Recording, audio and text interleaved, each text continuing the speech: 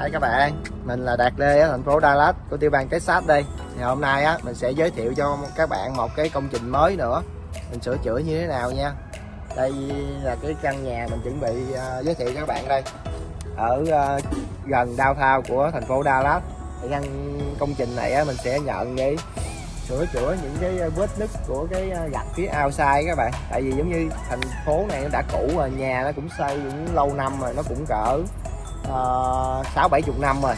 Thì những cái gạch bên ngoài nó có những cái đường nứt cũng như gạch nó rụng xuống đó các bạn.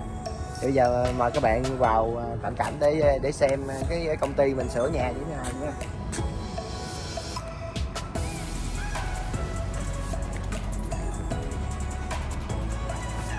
Các bạn thấy không, khi mà cái nhà mà lâu năm á nó sẽ hiện ra những cái vết nứt giống như là cái xi măng rồi nó cũng rụng rời trơn rồi, nứt nè, còn ở nguyên cái chỗ này nè, mình thấy không, là nó rớt ra luôn, nó không có còn dính nữa đó.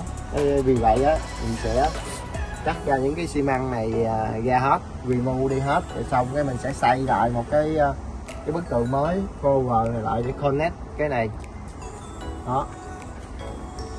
Rồi những cái vòng vòng xung quanh nhà này các bạn, vòng xung quanh nhà thì nó sẽ có hiện những cái vết nứt cũng như những cái đường nứt của cửa sổ này nè. Thì mình cũng xử lý là mình cạo ra xong mình coating lại. Thì đối với những cái dù viền cửa sổ này mình thấy có những cái đường nứt không đó. Còn đây là những vết nứt do lâu năm nó đường nó mu nữa các bạn, thấy nứt không. Thì lúc mà mình làm xong á mình sẽ cạo sạch sẽ xong mình xây lại, nhìn giống như natural, nó không có, nó giống như bình thường luôn các bạn đó. Đi một vòng các bạn xem nha, đây là những cái đánh dấu, đây là đánh dấu của mình trước khi để bắt đầu công việc nha.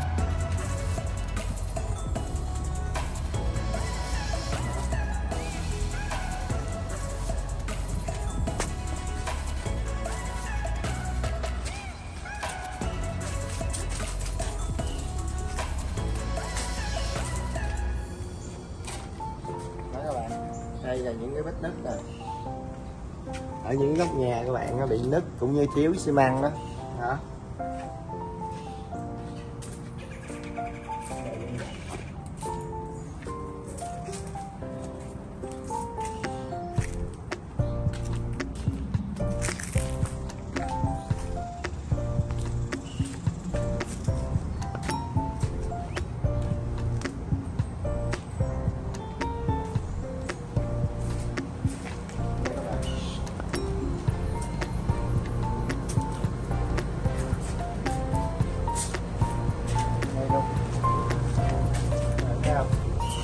Những cái đường nè, nó lâu năm nó xi măng nó đã rụng rời ra hết rồi.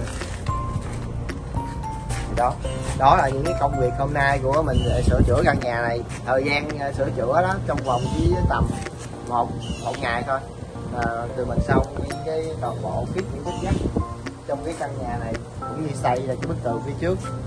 Ok thì mời các bạn cùng theo dõi tiếp khi mà mình hoàn thành nha.